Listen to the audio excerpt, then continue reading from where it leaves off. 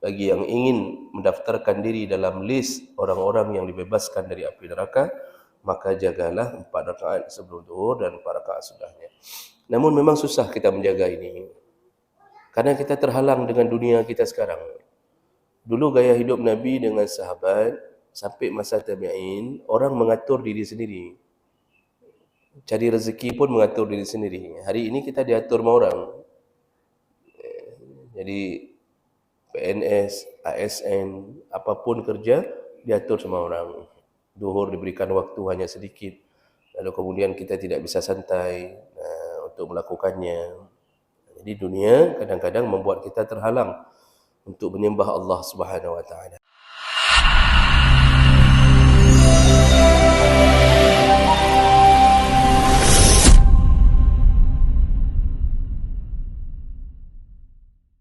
Assalamualaikum warahmatullahi wabarakatuh.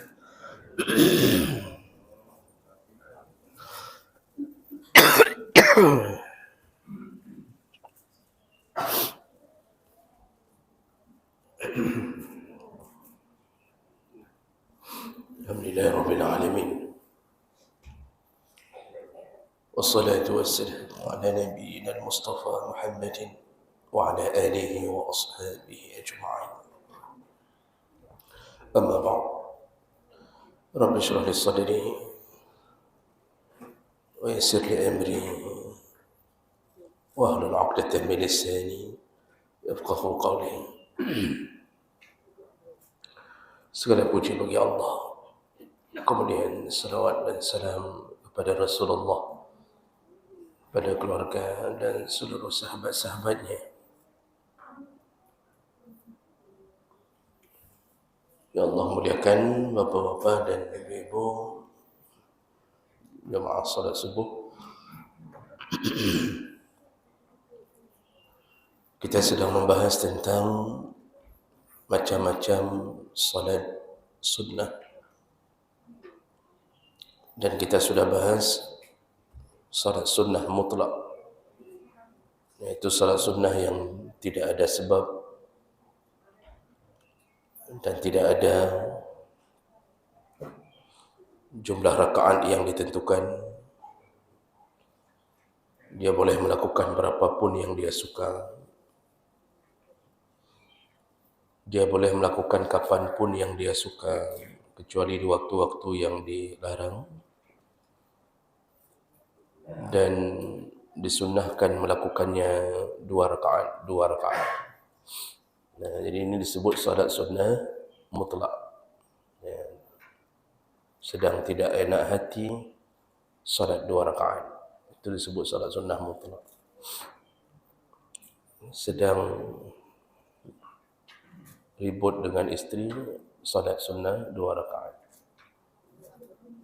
Itu salat sunnah mutlak. Jadi bukan salat ribut dengan isteri. Lalu kemudian kita juga sudah bahas di minggu yang lalu salat sunnah rawatib. Salat sunnah rawatib ini salat sunnah penggiring salat fardu. Ada 10 rakaat yang muakkad, sisanya bukan muakkad. Muakkad itu sebaiknya dijaga, jangan ditinggalkan. Yang 10 rakaat itu adalah 2 rakaat qabliyah subuh, 2 rakaat qabliyah zuhur, 2 rakaat ba'diyah zuhur, lalu 2 rakaat ba'diyah maghrib, dan 2 rakaat ba'diyah isya. Itu yang sangat muakkad, artinya dikuatkan sekali untuk dijaga. Selain daripada itu, ghair muakkad. Namun ada paket yang Nabi janjikan, yaitu barang siapa yang menjaga 12 rakaat, dibangunkan rumah untuknya di surga. Itu dijaga 12 rakaat setiap hari. Dan itu paketnya, yaitu yang muakkad tadi, ditambah dengan 2 rakaat lagi sebelum zuhur.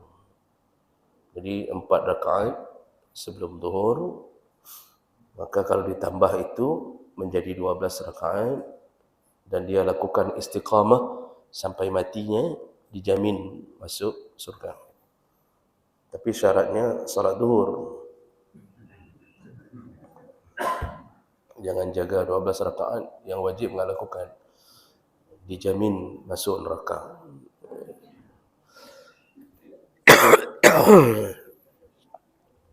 Baik.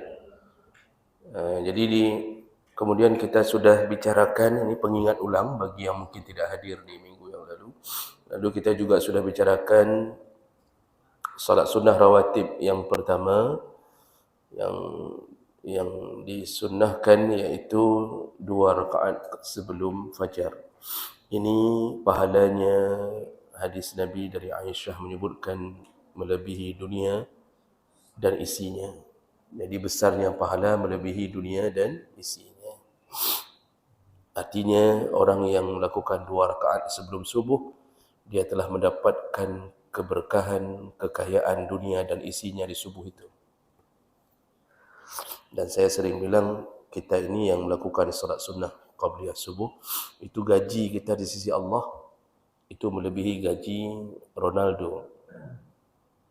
Cuma karena kita enggak diberikan di dunia, tidak nampak.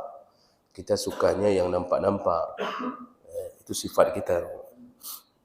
Kalla bal tuhibbunal ajilah. Engkau suka yang nampak-nampak, yang tidak nampak engkau tidak suka. 2 rakaat sebelum subuh dilakukan dengan cara yang ringan. Nabi hanya membaca rakaat pertama qul ya ayyuhal kafirun, rakaat kedua qul huwallahu ahad. Itu bacaan Nabi yang paling sering untuk qabliyah subuh. Jadi tak usah panjang-panjang di situ. Nah, bagi mereka yang kemudian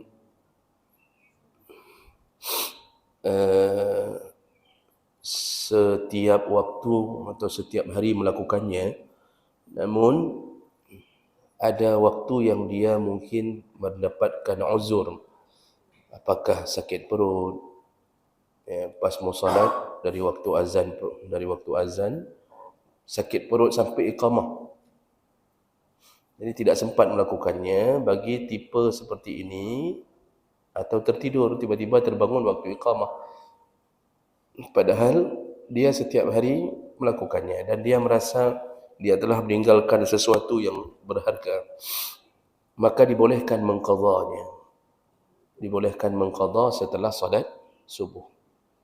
Tapi hanya bagi tipe yang seperti ini, tidak berlaku pada tipe yang tiap hari enggak pernah salat qabliyah subuh, tiba-tiba dia qadha, itu enggak berlaku.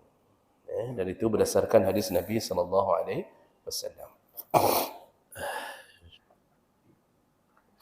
Baik. Nah, kapan dilakukan qabliyah subuh itu?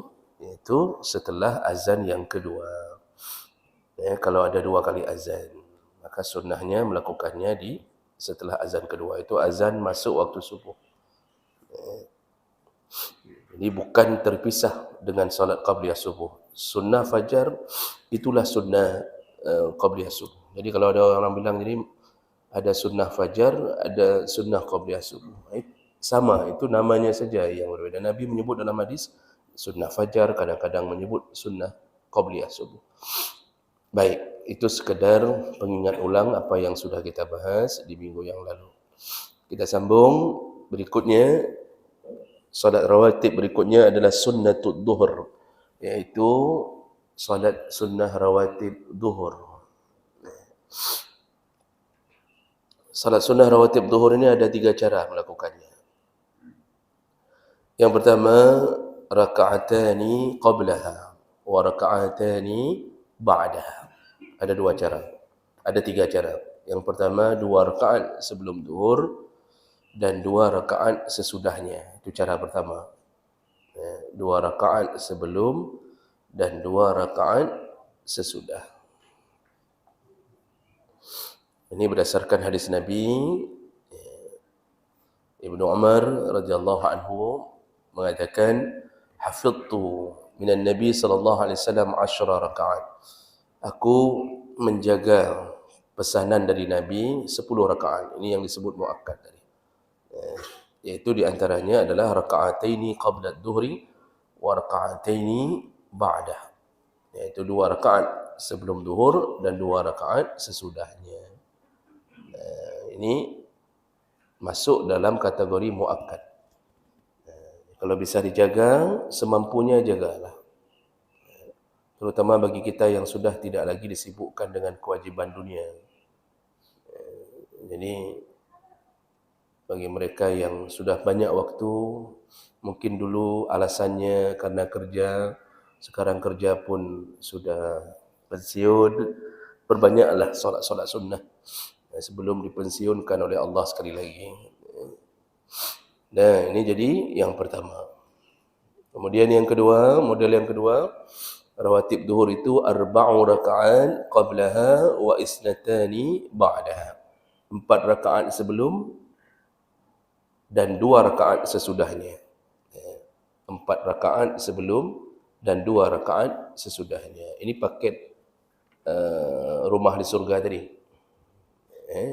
Yang jaga ini 12 rakaat seluruhnya dengan seluruh rawatib yang muakkad tadi. Iaitu 4 rakaat sebelum zuhur. Nanti setelahnya 2 rakaat. Berdasarkan hadis Nabi dari Aisyah radhiyallahu anha,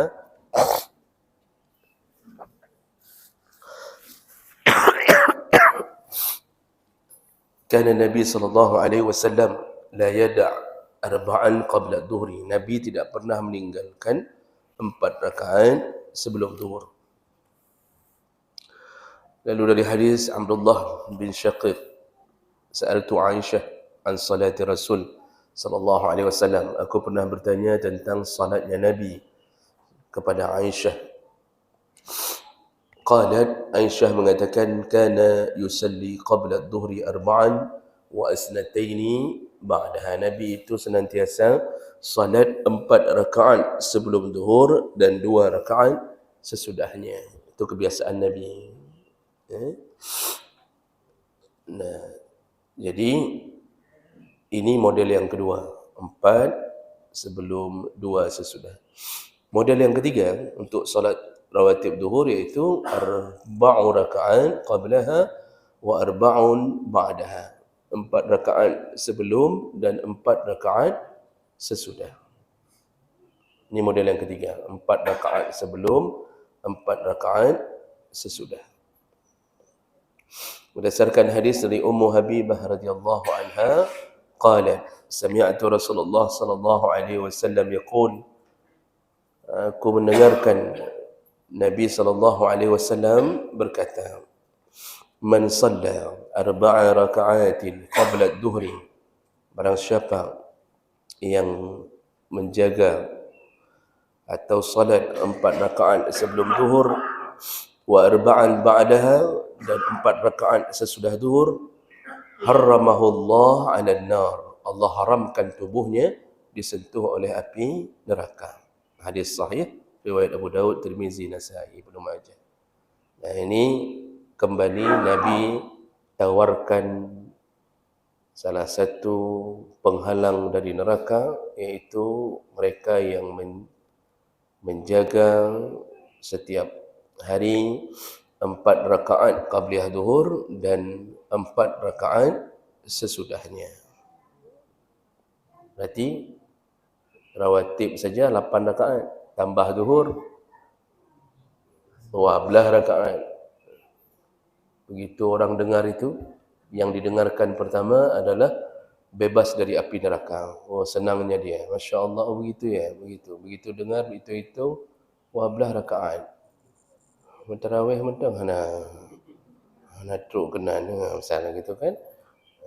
Ini 12 rakaat. Itu orang sudah mulai mikir, kenapa sesuatu yang diberikan Allah dengan pahala yang besar itu selalu disertai dengan amalan yang dibutuhkan perjuangan. Dibutuhkan perjuangan. Nah, jadi Bapak Ibu yang Allah muliakan, dengarnya enak, melakukannya susah. Paling nanti zuhur mampu melakukannya karena baru selesai pengajian. Besok zuhur dah tak ada lagi. Jadi dilahap-lahap kambuh Sedang naik iman dia lakukan, sedang turun dia enggak lakukan. Dua zuhur dia lakukan. Jadi ini enggak dianggap. Yang perlu itu istiqamah. Bagi yang ingin mendaftarkan diri dalam list orang-orang yang dibebaskan dari api neraka, maka jagalah 4 rakaat sebelum zuhur dan 4 rakaat sesudahnya. Namun memang susah kita menjaga ini. Karena kita terhalang dengan dunia kita sekarang. Dulu gaya hidup Nabi dengan sahabat, sampai masa tabi'in, orang mengatur diri sendiri. Cari rezeki pun mengatur diri sendiri. Hari ini kita diatur sama orang. Jadi PNS, ASN, apapun kerja, diatur sama orang. Zuhur diberikan waktu hanya sedikit. Lalu kemudian kita tidak bisa santai untuk melakukannya. Jadi dunia kadang-kadang membuat kita terhalang untuk menyembah Allah Subhanahu Wa Taala. Nah, kalau yang melakukan 4 rakaat ini, 4 rakaat yang sebelum zuhur, nanti tadi tipe kedua 4 rakaat sebelum zuhur, 2 rakaat sesudahnya. Tipe ketiga 4 rakaat sebelum, 4 rakaat sesudah. Itu 4 rakaat itu bagaimana cara melakukannya? Apakah sekali salam atau 2 kali salam? Berdasarkan hadis Nabi SAW yang lebih kuat dalam hadis Bukhari Muslim, semua solat-solat itu, solat-solat sunnah itu yang lebih kuat adalah melakukannya 2 rakaat, 2 rakaat. Jadi salam lalu bangun sekali lagi. Itu yang lebih kuat dan lebih baik cara melakukannya. Rasulullah yang menyebutkan salatul laili wan nahar, salat siang dan malam, masna masna. Salat siang dan malam itu yang dua-dua yang sunnah itu selalu masna masna, 2 rakaat, 2 rakaat. Itu yang hadis-hadis yang lebih kuat. Oh, pernah dengar, Bapak Ibu mungkin pernah dengar bahawa salat zuhur yang 4 rakaat itu dilakukan sekali salam. Ada berdasarkan hadis riwayat Abu Daud, Ahmad, iaitu Rasulullah pernah berkata, arba'un qabla adh-dhuhri la yusallim fihinna tuftah lahu abwabus sama'. Siapa yang melakukan salat zuhur sunnah qabliyah zuhur atau ba'diyahnya 4 rakaat dan tidak ada salam, maksud tidak ada salam, tidak salam di 2 rakaat, salamnya terakhir, maka Allah buka untuknya pintu-pintu langit. Maksudnya silahkan pilih surga. Itu ada, berarti disebutkan dalam hadis ini 4 rakaat. Tidak ada salam, maksudnya sekali salam yang qabliyah. Ini hadisnya fadha'ifun la yasih. Hadisnya dhaif dan tidak boleh dijadikan sebagai hujjah untuk beramal. Di sini disebutkan itu hadisnya dhaif. Yang paling kuat itu tetap 2 rakaat, 2 rakaat. Salat apapun. Salat tarawih itu tetap yang paling kuat itu 2 rakaat, 2 rakaat. Yang 4 rakaat itu bermasalah semua kalau salat sunnah yang tanpa salam.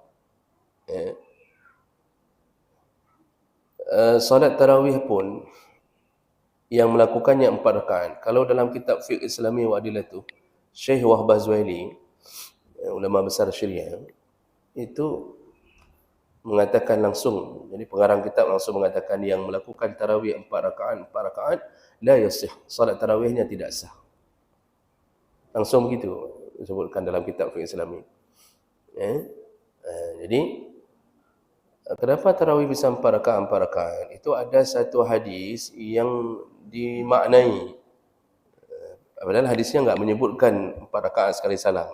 Jadi Aisyah mengatakan Rasulullah itu kalau salat tarawih, salat malam, Rasulullah itu kalau salat malam dalam Ramadan itu melakukannya 4 rakaat, dan jangan tanya panjangnya, bagusnya, la tas'al an husnihinna wa tulihinna, kata Aisyah. Jangan tanya bagusnya dan panjangnya. Lalu kemudian beliau istirahat. Lalu beliau sambung lagi 4 rakaat, jangan tanya panjangnya dan bagusnya, kata Aisyah. Aisyah enggak mengatakan dalam hadis itu Rasulullah melakukan salam. sekali salam 4 rakaat, enggak dibilang itu. Aisyah bilang 4 rakaat beliau istirahat. Jadi yang kemungkinan besar yang terjadi, beliau salatnya 2 rakaat. Tapi enggak istirahat dulu. Sambung lagi 2 rakaat, habis 4 rakaat baru beliau istirahat. Begitu. Hadis itu enggak mengatakan, saya cek hadisnya enggak ada kalimat 1 kali salam. Saya pernah diundang di masjid yang 4 rakaat sekali salam. Sampai orangnya hana terima ni. Karena enggak mau merubah, sampai hari ini enggak mau dirubah di daerah Biren itu. Ada masuk ke dalam sana. Itu masih 4 rakaat sekali salam. Enggak mau berubah, enggak mau saya terima lagi. Enggak saya terima undangannya. Karena kita rubah pun enggak bisa. Orang kampung tu ini, kan? Jadi ini tentang salat qabliyah dan ba'diyah subuh ada 3 model melakukannya. Baik, mudah-mudahan Allah beri kekuatan kita untuk menjaga bagi yang masih punya waktu sebelum berhadap dengan Allah. Berikutnya sunnah asar, rawatib asar.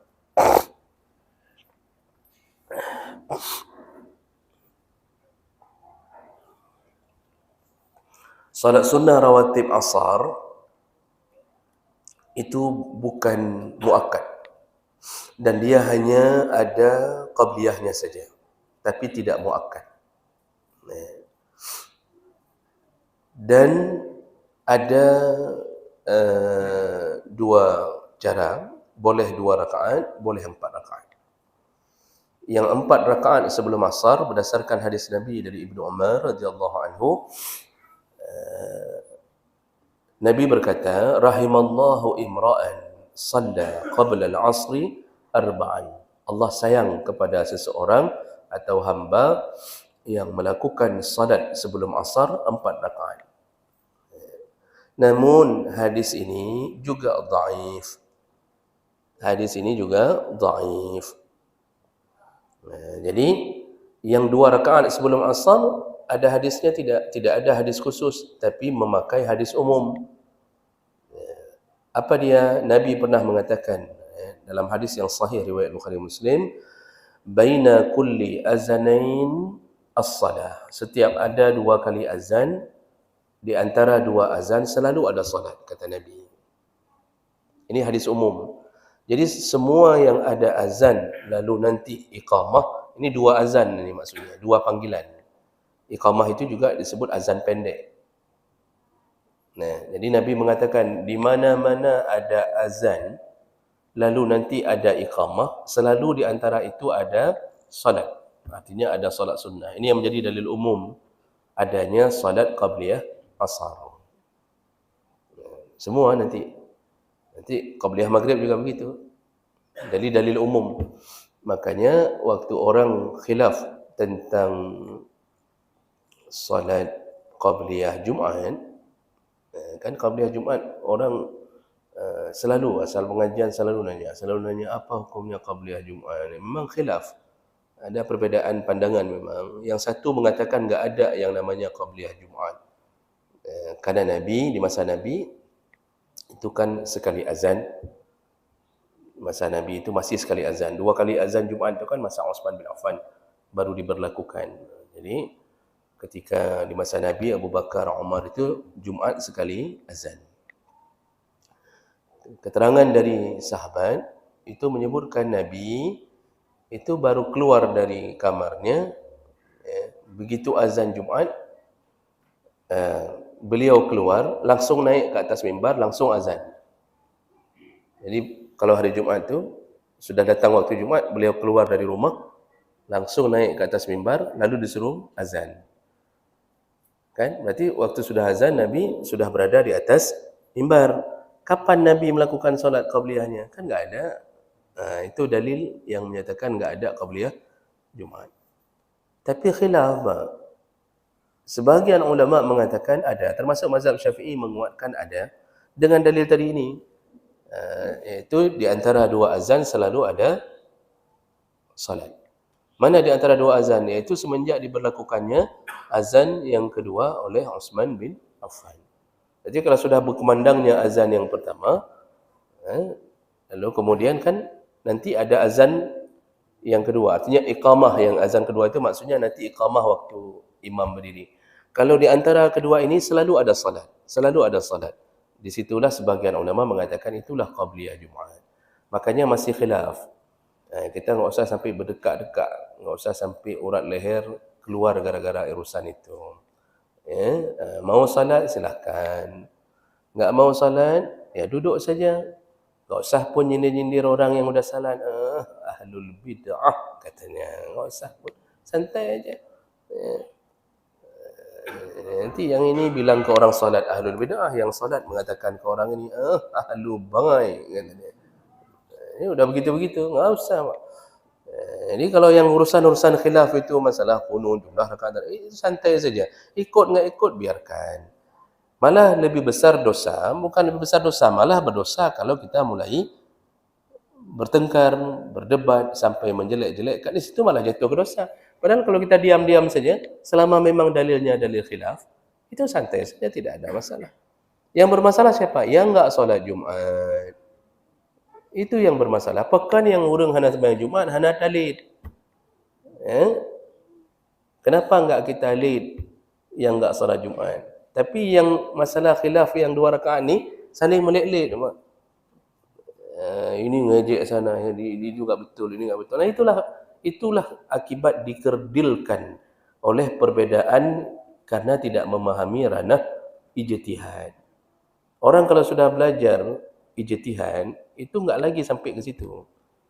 Enggak lagi sampai ke situ. Ya pendapat, tapi enggak sampai lagi bermusuh-musuhan dengan urusan yang kecil-kecil itu enggak lagi.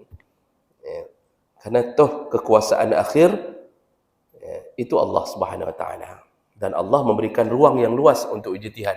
Yang salah dapat 1 pahala, yang benar ijtihadnya dapat 2 pahala. Yang masuk neraka ada?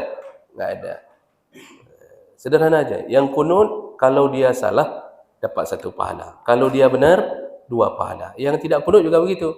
Enggak ada keputusan tentang masuk neraka. Enggak ada. Malah dapat pahala. Makanya hal-hal begitu jangan dipertajam dengan perbedaan. Karena kita kadang-kadang begitu, hal-hal kecil jadi bahan, nanti ujungnya enggak ngaji lagi. Dulu ngaji, gara-gara hal-hal kecil benar enggak ngaji lagi. Padahal mengaji pahala besar. Kecil perbedaan enggak ngaji lagi. Pertama ilmu tidak bertambah lagi, sudah hilang, apalagi kalau dibarengi dengan hati yang tidak baik, malah bertambah menjadi dosa. Kan masalah ya. Baik. Sudah, berikutnya. Jadi salat sunnah qabliyah asar itu tidak muakkad. Mau lakukan boleh, ditinggalkan pun boleh, tidak mengapa. Kalau disuruh pilih lakukan atau pilih tinggalkan, maka banyak yang mengatakan menan. Menan kagak hana payah tadi. Begitu biasanya orang, Pak. Kalau disuruh pilih antara lakukan dengan tinggalkan, dia lebih milih tinggalkan saja. Itu ghair muakkad tu. Enggak muakkad itu enggak apa-apa. Kata ustaz-ustaz dia enggak lakukan. Begitu katanya. Jadi itu boleh lakukan. Sekali-sekali ada waktu mau lakukan, silakan. Tapi yang muakkad yang dijaga. Berikutnya, sunnatul maghrib. Salat rawatib maghrib. Salat rawatib maghrib itu juga ada qabliyahnya, dan qabliyah termasuk yang ghair muakkad, enggak dikuatkan. Yustahabbu liman siapa yang ingin silakan lakukan. Rasulullah sallallahu alaihi wasallam berkata melalui hadis dari Abdullah bin Mughaffal, Nabi mengatakan, "Sallu qabla al-maghrib." Salatlah kalian sebelum maghrib. Sallu qabla al-maghrib. 2 kali Nabi katakan, salatlah kalian sebelum maghrib. Summa qala fi salisah. Lalu beliau berkata di kali yang ketiga, liman syaa. Siapa yang pingin saja atau siapa yang mau saja. Jadi bahasa kalimat ini menunjukkan bahawa enggak dikuatkan oleh Nabi. Yang mau silakan, yang tidak mau melakukannya silakan. Jadi qabliyah maghrib itu masuk dalam kategori ghair muakkad. Memang begitulah Allah faham tentang kondisi hamba.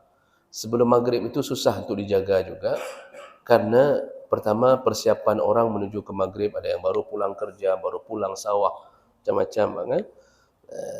Dan juga menjadi hikmah bagi yang sering puasa sunnah, itu kadang-kadang enggak sempat melakukan qabliyah.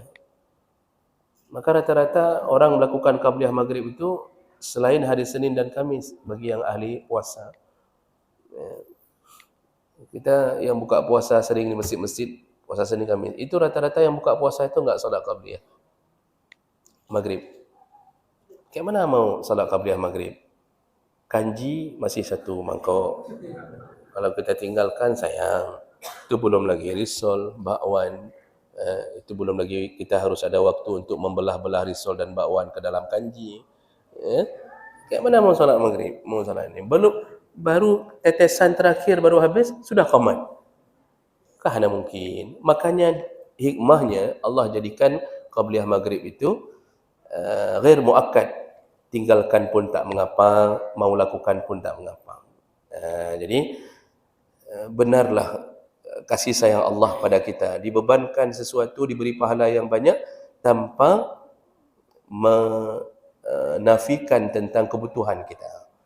Itulah Tuhan kita yang sudah mempersiapkan surga di atas satu amal. Kemudian ba'diyah maghrib, kalau ba'diyahnya itu baru muakkad. Ba'diyah maghrib itu muakkad. Dan itu sangat dikuatkan, termasuk dalam hadis Ibnu Umar yang menyebutkan 10 rakaat yang wajib dijaga tadi. Itu ba'diyah maghrib jangan ditinggalkan. Kita kadang-kadang meninggalkan padahal enggak ada kerja. Maksudnya habis salat maghrib, habis zikir. Jadi boleh pilih, boleh qabliyah dulu, boleh zikir dulu. Kalau mau qabliyah dulu,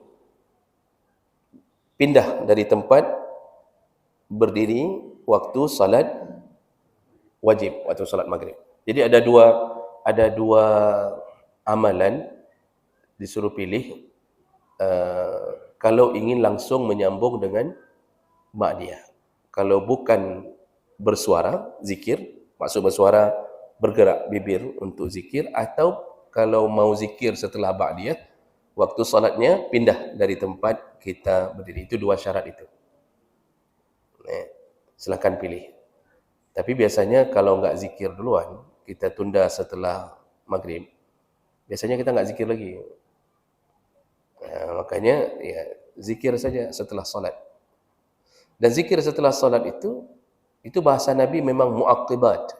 Artinya langsung dilakukan setelah salat. Bukan ba'da. Nabi enggak pakai, beda. Aqbun dengan ba'da itu beda dalam bahasa Arab. Kalau ba'da ada jeda. Kalau aqbun itu tidak ada jeda. Di atas satu amal langsung bersambung dengan amal lain. Itu aqbun dipakai. Aqbus salat. Zikir itu termasuk amalan yang boleh dilakukan aqbus salat. Habis salat langsung zikir. Setelah itu baru ba'diyah. Kalau ba'diyah enggak disyaratkan harus mualat. Kita zikirnya panjang sampai 15 menit. Lalu baru kita lakukan ba'diyah. Bolehkah? Boleh. Enggak disyaratkan harus bersambung dengan waktu yang pendek. Enggak. Boleh lewat waktunya, boleh kita lakukan ba'diyah. Yang penting sebelum masuk waktu Isya. Nah, jadi ba'diyah maghrib itu termasuk yang muakkad. Kalau bisa dijaga. Apa bacaannya? Nah, di situ ternyata Nabi mengajarkan bacaan di waktu ba'diyah maghrib juga sama dengan bacaan di waktu qabliyah subuh. Berdasarkan hadis dari Ibnu Mas'ud, ma ahsa ma sami'tu Rasulullah sallallahu alaihi wasallam yaqra fi rak'atain ba'da al-maghrib wa fi rak'atain qabla al-fajr. Kata Ibnu Mas'ud, aku tidak bisa lagi menghitung tentang bagaimana Nabi mengajarkan bacaan waktu salat qabliyah subuh dan ba'diyah maghrib. Jadi Ibnu Mas'ud mengatakan bacaannya sama qabliyah subuh dengan ba'diyah maghrib. Apa yang dibaca? Yaitu qul ya ayyuhal kafirun rakaat pertama dan qul huwallahu ahad rakaat kedua. Itu saja ba'diyah maghrib. Oh, kita mau baca panjang? Ya, silakan. Tapi jangan merasa bahawa kita lebih hebat daripada Nabi. Ya, sebaik-baiknya amal ya memang mengikuti tuntunan, karena Nabi mengatakan sallu kama raaitumuni usalli. Salatlah engkau seperti aku salat. Jadi sandaran beramal itu tuntunan, bukan logika dan perasaan kita. Diingat kembali waktu kita belajar salat qasar. Masih ingat Bapak Ibu tentang salat qasar yang kita sudah belajar waktu musafir? Jadi salah satu pilihan untuk musafir itu kan salat qasar. Imam Hanafi mengatakan wajib salat qasar. Imam Maliki mengatakan sunnah muakkad. Syafi'i dan Hambali disuruh pilih, boleh pilih. Boleh sempurna 4 rakaat, boleh dipendekkan menjadi 2 rakaat. Tapi disuruh pilih, kalau disuruh pilih, maka pilihan yang lebih utama adalah mengqasar. Tetap Syafi'i suruh juga mengqasar. Kenapa? Semuanya bersandar pada amalan Nabi. Nabi kalau sudah musafir, selalu pilihannya qasar. Jadi kalau suami isteri sedang dalam bepergian, isteri yang ikut mengaji mengatakan, kita qasar bang. Nabi menyuruh qasar. Untuk apa kita salat 4 rakaat kalau Nabi suruh 2 rakaat? Begitu. Suami yang jawab, oh enggak boleh dek. Kita ni kan banyak waktu. Tadi kita bisa berhenti, udah makan rujak, lalu kita beli mi canduk di samping masjid. Masa waktu salat kita ringan-ringankan menjadi 2 rakaat? Suami ni enggak ikut ngaji, Pak. Cuma ikut mi canduk sama rujak tadi. Dia enggak ikut ngaji. Dia pikir, masa kita enteng-entengkan salat, masa ringan-ringankan salat, kan lebih bagus ambil 4 rakaat daripada kita qasar. Nah, di sinilah hal yang perlu difahami. Salat itu perasaan kita yang menganggap bahawa seakan-akan 4 rakaat lebih bagus daripada 2 rakaat. Logika kita. Tapi ternyata Nabi selalu melakukannya 2 rakaat. Maka memilih amalan Nabi itu lebih utama daripada memakai logika kita. Jadi jangan kira bahawa dengan 4 rakaat kita lebih baik. Enggak, malah ikut Nabi yang lebih baik. Jadi banyak orang begitu. Biasanya dalam rombongan-rombongan antar lintu baru kan, waktu turun di masjid tu dawa-dawi dulu, enggak solat-solat dulu. Ya, dawa-dawi dulu, hai kibanyo. Persembahyang put, persembahyang 2. Misal begitu kan. Yang mengaji yang sudah faham, 2 lah, Nabi memang 2 hari. Mandu mazhab pun menyuruhnya 2. Imam Hanafi memang langsung mengatakan wajib. Yang enggak mengaji nanti, yang enggak mengaji baru panena, waktu cukup boleh banyak kali waktu, masa kita melakukannya 2. Itulah. Makanya disuruh menuntut ilmu agar lebih mudah amalan kita. Kita ini dalam agama banyak dipermudah, lalu kita mempersulit diri sendiri. Banyak dipermudah. Jadi kadang-kadang orang suka galak bersusah. Kalau ada yang lebih ringan, kenapa harus pilih yang lebih susah? Kan begitu konsepnya. Kalau ada yang lebih murah, kenapa harus pilih yang lebih mahal? Kalau ada yang lebih cantik, ya sudah pilihlah yang cantik. Begitu ceritanya kan. Sudah, jadi itu maghrib. Nah, yang terakhir untuk sunnah rawatib, yaitu isya. Isya itu ada qabliyahnya, yaitu 2 rakaat. Namun ghair muakkad, tidak dikuatkan. Arti enggak dikuatkan bukan enggak boleh. Yang salat tetap dapat pahala. Tapi masuk ghair muakkad.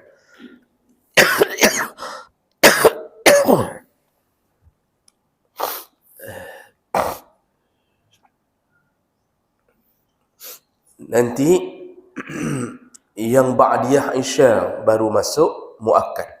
Maka lebih utama menjaga ba'diyah isya daripada qabliyah isya. Yang ba'diyah masuk dalam hadis yang disebutkan tadi oleh Ibnu Umar, 10 rakaat yang disuruh jaga oleh Nabi, termasuklah rakaatain ba'dal isya, 2 rakaat sesudah isya. Kadang-kadang kita punya penyakit, dibisik-bisik sama syaitan. Habis salat isya, Assalamualaikum. Ada orang yang langsung berangkat. Perlu kita tahu bahawa salah satu tipu daya syaitan, kita tidak dibuat betah. Saya ulang Bapak, ini saya dekatkan mic-nya, agar kita bisa menghindar dari tipu daya ini. Salah satu tipu daya syaitan, kita dibuat tidak betah berada di rumah-rumah Allah. Enggak betah, Pak. Punggung. Tintun pantat kita, tintun kalau berada di rumah Allah. Itu salah satu waswasah syaitan. Jadi kita habis salat Isya merasa enggak betah, pinginnya langsung pulang. Jadi zikir kita tinggalkan, salat ba'diyah kita tinggalkan. Itu walaupun yang wajib sudah kita lakukan, tapi syaitan tetap tertawa. Karena syaitan berusaha agar kita tidak jatuh ke dalam amalan-amalan yang besar pahalanya. Itu salah satu tipu dayanya.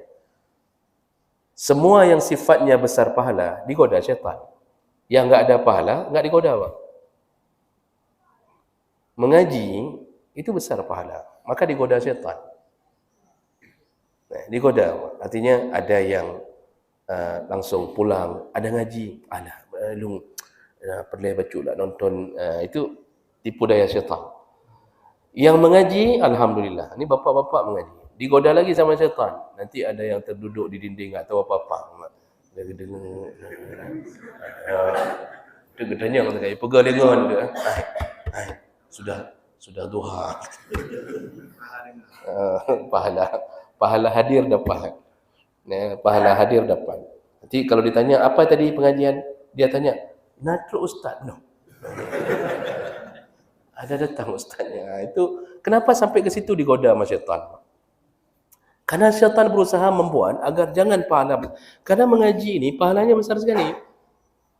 Dalam hadis yang sahih, kalau enggak salah kalau bukan Bukhari Muslim, itu menyebutkan malaikat di mana-mana orang berkumpul untuk mengaji, di mana-mana asal ada menyebut-nyebut Allah, menyebut-nyebut hadis, berkumpul, itu diajak semua malaikat yang lain. Di sini kata malaikat, di sini kumpul sini. Di sini ada orang menyebut-nyebut Allah dan menyebut-nyebut tentang Nabi. Maka semua mereka berkumpul, ya seberapa mungkin, nanti kan banyak pengajian di sana juga kumpul. Nanti ada yang mengatakan, hansip malaikat, gimana cara kumpul ke ni? Malaikat itu, Pak, jumlahnya itu lebih banyak daripada jumlah manusia. Bayangan banyaknya jumlah malaikat itu cuma salat di Baitul Ma'mur sekali. Malaikat itu cuma salat di Baitul Ma'mur, iaitu tempat masjidnya malaikat, itu cuma sekali. Nabi yang mengatakannya dalam hadis riwayat Muslim, kalau saya enggak salah, itu Nabi mengatakan mereka sekali berkumpul berjamaah 70,000 malaikat. Setelah itu mereka berangkat semua 70,000 ini. Nanti waktu salat zuhur mereka datang lagi untuk 70,000 yang lain, dan 70,000 yang tadi itu tidak pernah kembali ke tempat itu. Jadi tapi terus-terusan masjid itu terisi 70,000 malaikat. Membayangkan berapa ribu tahun dunia ini dengan sebelum dunia sudah 50,000 tahun Allah ciptakan. Malaikat itu lebih banyak. Jadi jangan fikir Allah kekurangan personil untuk menangani kita.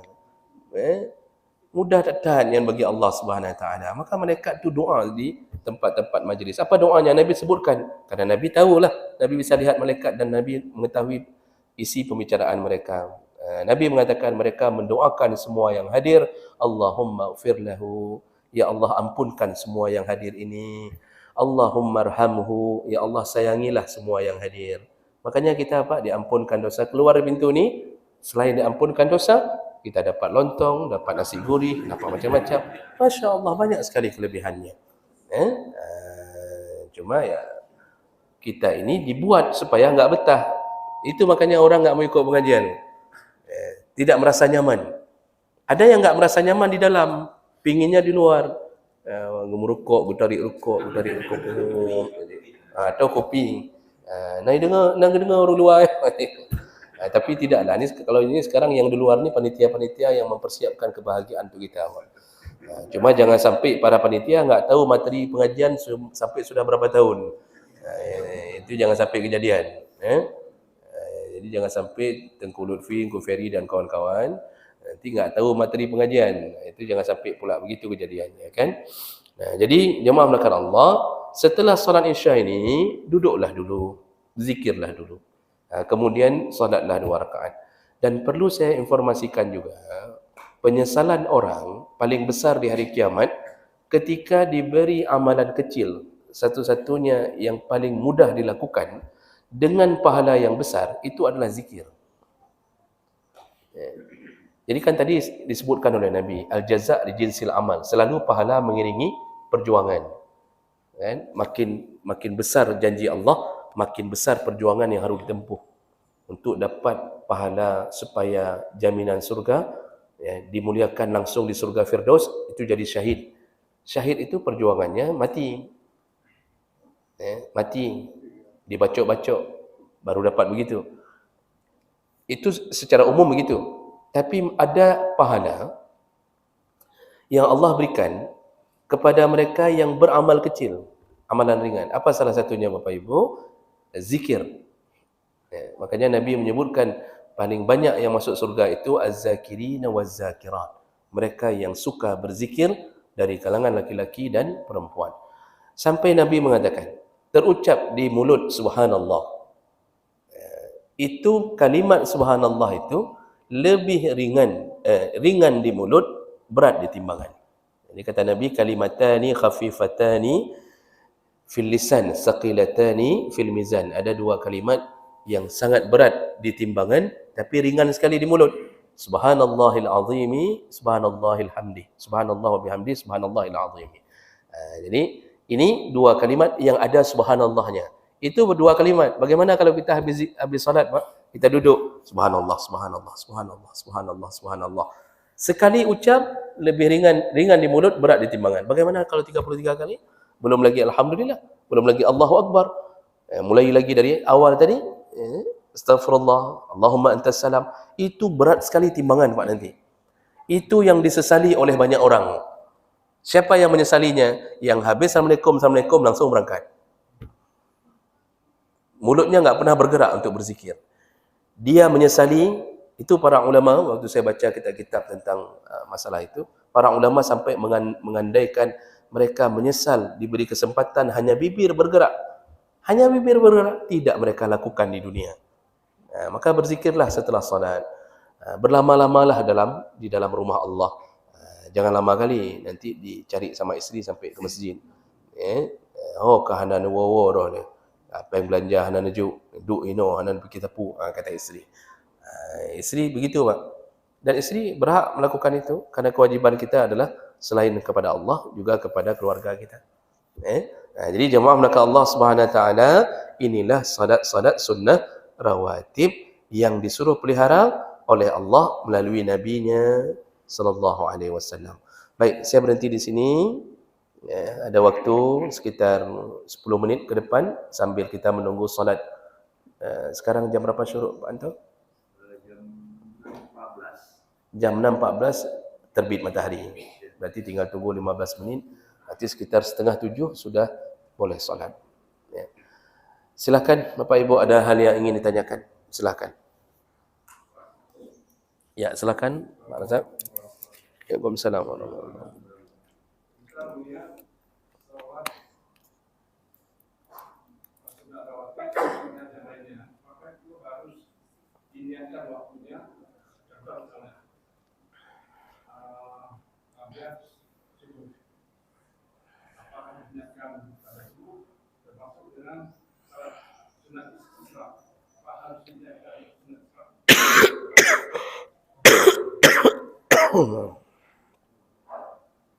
Baik. Apakah salat-salat qabliyah dan ba'diyah itu diniatkan dengan membersihkan di hati? Ini qabliyah subuh, ini ba'diyah maghrib. Ya, Bapak, itu termasuk bahagian daripada rukun niat. Jadi rukun niat itu kan qasad, ta'rid dan ta'yin. Qasad itu mau lakukan apa? Salat. Kalau mau salat, bersihkan di hati ini mau salat. Bukan menyembah api. Maka terbersit kalimat usalli. Dalil enggak ada yang menyebutkan kalimat usalli itu. Itu ditulis oleh para ulama, diajarkan untuk keseragaman agar orang tidak bingung cara berniat. Lalu ta'ridnya apa? Salatnya salat apa? Nah, di situ mau salat duhur, fardhu duhri. Itu berarti fardu duhur. Kalau mau salat sunnah, berarti sebutkan usalli sunnatat duhri qabliyatan. Sengaja aku salat sunnah duhur qabliyah. Jadi itu termasuk ta'rif. Itu bahagian daripada rukun niat. Kenapa harus disebutkan? Karena fungsi niat salah satunya adalah membedakan antara satu ibadah dengan ibadah yang lain, membedakan antara satu amal dengan amal yang lain. Kita kalau enggak niat, misal kita enggak niat sebelum maghrib, enggak niat qabliyah maghrib, enggak kita sebutkan, enggak kita bersihkan di qabliyah maghrib, itu bisa ada kemungkinan apakah kita solat sunnah wudu, atau kita solat tahiyatul masjid, atau kita solat qabliyah. Kalau kita misal plong saja begitu, Pak, penting aku sembahyang aja, Allah akan kedepu. Bersihkan hati itu niat. Jadi niat itu bukan di mulut, bersihkan hati. Nah, bersihkan hati itu mau salat apa? Mau salat tahiyat kah? Mau salat sunnah wudu kah? Mau salat qabliyah? Di situlah butuhnya membedakan antara satu amal dengan amalan yang lain. Maka berfungsilah niat, innamal a'malu binniat. Maka disunnahkan untuk membersihkan, mau melakukan yang mana dulu ini. Kalau qabliyah, qabliyah. Kalau melakukan tahiyatul masjid, maka niatkan waktu bersihkan itu ada niat ini untuk tahiyatul masjid. Begitu. Kalimat tadi itu hanya bentukan para ulama supaya orang enggak berpencar-pencar, Pak, enggak bingung cara berniat. Jadi kalau ditanya dalil, ada dalil yang menyebutkan usalit? Enggak ada lah. Memang enggak ada. Cuma satu yang perlu diingat, para ulama membentuk itu dengan tujuan agar orang salatnya bagus dan tidak ada keraguan-raguan. Oh, ada yang mengatakan dari tadi saya dari rumah memang sudah niat mau qabliyah dulu, misal. Ya, itu sudah bahagian dari niat, tapi tidak sah dalam mazhab Syafi'i. Sah dalam mazhab yang lain. Kan saya sudah pernah bilang, mazhab Syafi'i memasukkan niat dalam rukun. Mazhab yang lain memasukkan niat dalam syarat. Makanya mazhab yang lain itu dari rumah. Kalau mazhab Hanafi dari mulai berwudu, dia sudah mulai berniat mau melakukan wudunya untuk melakukan salat apa, itu sudah dianggap niat. Tapi enggak boleh terpisah terlalu jauh. Begitu dalam mazhab Hanafi. Jadi makanya ketika takbir Allahu Akbar, enggak ada itu Allah niat dalam mazhab lain. Itu enggak ada begitu. Tapi sah dalam mazhab lain karena niat dianggap syarat. Syarat itu eksternal sebelum melakukannya. Kalau mazhab Syafi'i, niat masuk ke rukun, harus dilakukan berbarengan dengan takbir. Maka orang yang berdiri usalli sunnat ad-duhri qabliyatan raka'ataini, misal begitu, itu begitu takbir Allahu Akbar, itu enggak sah solat dalam mazhab Syafi'i. Karena dia tidak berniat, dia hanya mengucapkan niatnya dan itu pun dilakukan sebelum takbir. Jadi yang sah itu yang bersamaan dengan takbir. Jadi kalau kita mau melakukannya versi mazhab lain, ya silahkan. Cuma satu nasihat, jangan mencampur adukkan mazhab dalam satu urusan. Itu bingung kero, Pak. Bingung kero dan bisa menjadikan sebagai alasan untuk enggak sahnya ibadah kita. Jadi perlu untuk menentukan ini qabliyah zuhur, ini ba'diyah zuhur.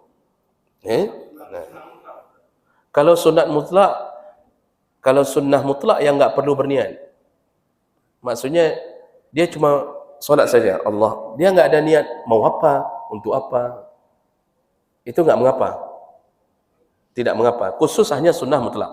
Nah, kalau salat isyraq, salat yang bentar lagi kita lakukan, itu termasuk salat sunnah yang namanya itu bukan Nabi yang menyebutkan namanya.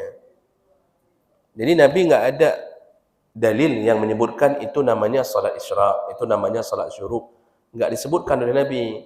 Yang pernah menyebutkannya Ibnu Abbas, bahwa salat orang yang sudah menunggu matahari naik, itu waktunya disebut waktu isyraq.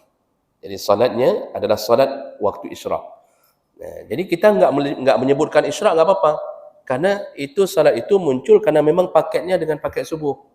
Enggak berlaku bagi mereka yang enggak salat subuh. Dan enggak berlaku bagi mereka yang sudah salat subuh tapi tidak jaga di masjid. Maksudnya enggak jaga sampai terbit matahari, enggak jaga. Kita kan duduk dari tadi ni Pak. Bagi kita berlaku semua. Karena kita dari salat subuh enggak keluar-keluar dari masjid ni. Enggak keluar, lalu kemudian kita salat 2 rakaat, dapat pahala seperti melakukan haji dan umrah. Orang udah naik haji kan?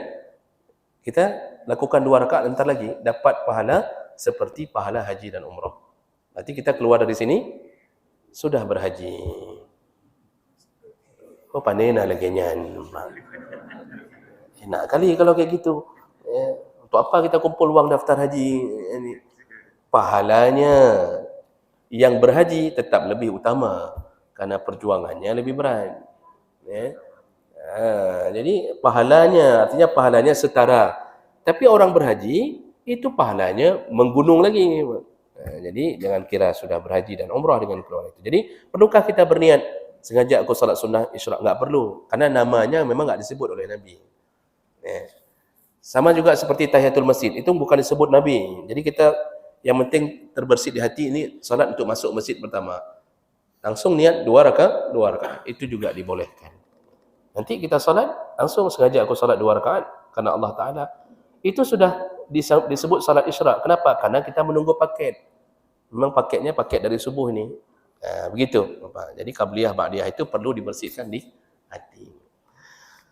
Ada lain? Silakan Pak Irin, sedikit lagi waktu kita ini, 7 menit lagi dah kita stop. Apakah dibolehkan kita salat zikir setelah ba'diyah isya? Ataukah harus dulu baru salat zikir? Baik. Nanti ini kita bahas salat witir ini pertemuan ke depan. Ini judul berikutnya memang salat witir. Tapi saya tidak akan tunda jawaban ke minggu depan. Apakah salat witir boleh lakukan setelah Isya? Boleh, karena waktu salat witir itu memang setelah Isya sampai menjelang subuh. Dia dilakukan langsung setelah salat Isya. Kalau kita mau tunda, kalau kita masih merencanakan salat tahajud dan kita yakin bisa bangun, kita memang tipe orang bangun malam. Karena tipe orang bangun malam ada macam-macam, Pak. Ada yang untuk tahajud, ada yang untuk cuma-cuma. Nah, kita yang bangun malam, yakin tiap malam terbangun, maka lebih bagus dia tunda witirnya. Dia tunggu habis salat qiyamul lail. Itu amalan Nabi. Nabi salatnya setelah salat malam. Tapi bagi tipe kita yang model-model enggak jelas, maksud enggak jelas, kadang-kadang terbangun, lalu 10 tahun berikutnya enggak pernah bangun, kan? Nanti sekali-sekali terbangun misal. Ini yang model begini, maka lebih utama dia mengambil di awal waktu. Habis salat Isya, habis salat sunnah ba'diyah, langsung tambah witir, boleh 3, sekurang-kurangnya 1. Tapi Ibnu Taimiyah pernah mengatakan tidak baik kalau terus-terusan 1, malah makruh. Tidak baik, bukan tidak boleh, tidak baik kalau terus-terusan 1. Itu menunjukkan rendahnya iman kita dan amal kita. Jadi sekali-sekali 1 boleh. Paling bagus ya ambil 3, 5, 7, 9. Tapi saya yakin kalau disuruh pilih antara 3, 5, 7, 9, 11, pasti orang pilihnya 1. Biasanya begitu. Padahal pilihannya enggak masuk 1 tadi kan. Tapi boleh Pak. Habis salat Isya, habis qabliyah langsung salat 3 rakaat. Boleh sekali salam, boleh 2 kali salam, terserah. Jadi enggak mesti ada tidur. Tidur itu sunnahnya untuk orang yang qiyamul lail, yang tahajud. Itu sunnahnya begitu. Baik, ada lain? Tinggal 3 menit lagi. Silakan. Ketua. Salat kedua yang 2 rakaat itu lebih dilakukan dengan kalau kajian. Atau memang dilakukan. Baik. Ya, ini untung ada pertanyaan. Nah, semua solat-solat qabliyah tadi dan ba'diyah lebih bagus di mana? Di masjid atau di rumah? Di rumah. Di rumah. Rasulullah yang mengatakannya, sallu fi buyutikum illa al-fariḍah. Semua salat-salat sunnah, arti salat sunnah ya, terutama salat-salat rawatib, salatlah di rumah kalian. Illa al-fariḍah. Yang kalian wajib ke masjid, perlu ke masjid hanya fariḍah, hanya yang fardu. Tapi ini kan tergantung faktor geografisnya juga. Kalau kita rumah dekat dengan masjid, bisa kita lakukan itu. Habis salat subuh, qabliyah, langsung berangkat ke masjid sambil nunggu iqamah. Nanti waktu sudah sampai ke sini, ada tahiyatnya lagi enggak? Ya tahiyat itu kapanpun masuk masjid berlaku. Tapi kita enggak lakukan lagi qabliyah kan. Nah, nanti ba'diyah paling bagus yang dekat-dekat dengan rumah. Kalau ba'diyah itu yang jauh dari rumah pun masih okey. Ya, artinya pulang solat di rumah. Tapi biasanya kalau sudah pulang enggak solat lagi. Nah, itu yang jadi masalah. Kalau sudah pulang enggak solat lagi. Kalau kita tahu diri kita memang tipe begitu, elok ke Ustaz, belum sembahyang.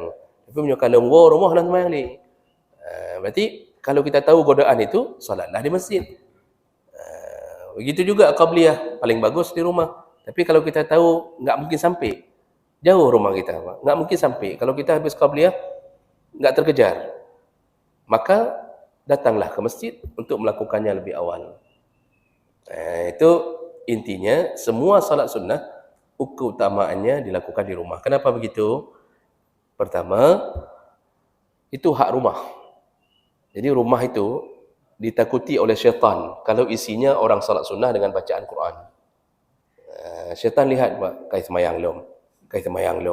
Syaitan sakit kepala melihat kita salat terus-terusan di rumah. Apalagi kalau kita negur anak, dah salat qabliyah. Salat dulu, dah salat qabliyah. Aku tampau ke itu paling suka. Allah paling suka orang tua begitu. Ya. Kalau enggak begitu, syaitan yang paling suka. Makanya kita pelihara anak, pelihara isteri, kita tanya, udah solat sunnah? Baru kita ke masjid. Udah solat sunnah? Ke masjid. Habis itu baru ke masjid. Itu amal kita, amar ma'ruf nahi mungkar ke keluarga. Itu paling dibenci sama syaitan. Maka rumah yang begitu enggak disukai untuk ditinggali. Apalagi ada bacaan Qurannya. Itu hak rumah. Solat sunnah itu hak rumah. Yang kedua, ya, solat sunnah itu disuruh di rumah untuk menjaga hati. Jadi orang kan pas kita ke masjid, dipikirnya kita langsung solat fardu kan. Orang mengatakan, oh shit ustaznya, hantar longing kok yang sembahyang qabliyah. Enggak pernah saya lihat dia qabliyah ba'diyah. Padahal kita menutup amal kita lakukan di rumah. Jadi orang yang lakukan rumah lebih terjaga hati dan lebih utama di sisi Allah Subhanahu wa taala. Nah, jadi itu manfaat daripada melakukan di rumah. Baik, saya rasa karena waktu kita dan panitia sudah menunggu kita di bawah. Saya tidak tahu hari ini apakah lontong atau nasi gurih atau nasi bebek, wallahu alam. Tidak ada informasi apapun. Tapi Masya Allah, semua yang bersedekah, setiap suapan diberi pahala kepada yang bersedekah. Dan kita yang memakan dari yang bersedekah, jangan lupa doakan orang yang bersedekah. Satu, Pak, sebelum saya tutup, disunnahkan berdoa setelah memakan hasil sedekah orang, disunnahkan berdoa setelah makan, Allahumma at'im man at'amani wasqi man saqani. Ya Allah, gantilah makanan orang ini yang telah diberi kepada kami dengan makanan yang lebih baik, lalu gantilah minuman yang telah diberikan kepada kami dengan minuman yang lebih baik. Makanya orang bersedekah itu makin kaya, makin kaya, makin kaya. Itu salah satu doa kita yang makan dari sedekah orang. Itu doanya. Enggak bisa dihafal bahasa Arab, bilang dengan mulut, ya Allah, neganto ya Allah. Neganto makanannya, sabuh bungkus sitiknya, neganto dengan si rusa. Begitu. Dan sebaiknya kita juga ikut bersedekah. Begitu ceritanya. Jadi jangan makan sedekah itu terusan. Bagusnya kita ikut bersedekah. Begitu. Baik, demikian. Hana banget berujung maksud. Jadi kita tutup untuk hari ini. InsyaAllah kita bertemu kembali. Oh ya, Masya Allah. Hari Minggu depan, Pak. Sabtu depan saya tidak di tempat. Hari Sabtu depan di Banda Aceh. Karena ada pernikahan adik kandung. Dan saya tidak mengundang bapak ibu semuanya. Memang hanya undang. Karena enggak ada perintah untuk diundang. Jadi memang acara kecil. Jadi karena kami sudah yatim piatu. Bapak kan yatim piatu juga semuanya nih. Jadi acara kecil tidak diundang semuanya. Cuma saya mau bilang saya tidak di tempat. Karena harus berangkat ke Banda Aceh dari hari Kamis. Jadi kita libur dulu.